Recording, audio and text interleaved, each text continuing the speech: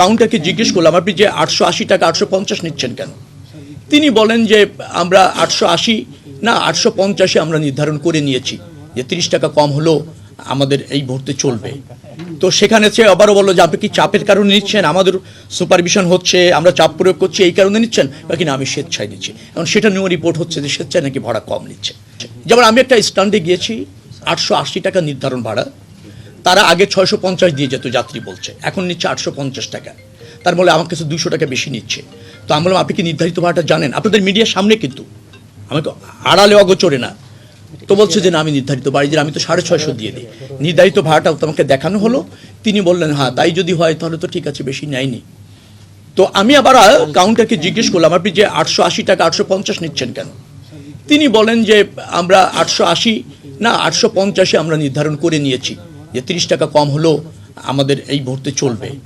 তো সেখানে সে আবারও বললো যে আপনি কি চাপের কারণে নিচ্ছেন, আমাদের সুপারভিশন হচ্ছে, আমরা চাপ প্রয়োগ করছি এই কারণে নিচ্ছেন, বা কিনা আমি স্বেচ্ছায় নিচ্ছি। এখন সেটা নিয়েও রিপোর্ট হচ্ছে যে স্বেচ্ছায় নাকি ভাড়া কম নিচ্ছে।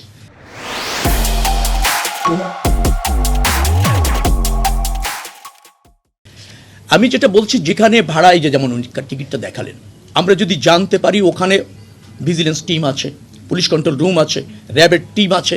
বারবার আমরা বলেছি যে যাত্রীদেরকে যদি এরকম কিছু হয়, অপরাধী তো আড়ালে আবডালে অনেকে নেওয়ার এই প্রবণতা তোমার আছে, এই চেষ্টাও আছে, আমি অস্বীকার করছি না। কিন্তু আমরা জ্ঞাত হলে অ্যাকশন নিনি, সরকার ব্যবস্থা নেয়নি, তার কোনো নজির নেই। যেখানে আমরা অভিযোগ পেয়েছি কার্যকর ব্যবস্থা নিয়েছি।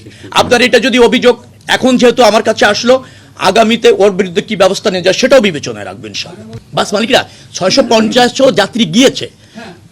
আমি বলি যেটা হয় কি ধরেন যখন চাপ থাকে না তখন বাস মালিকরা সিট খালি যায়, যে যা বলে বার্গেনিং করে নিয়ে চলে যায়।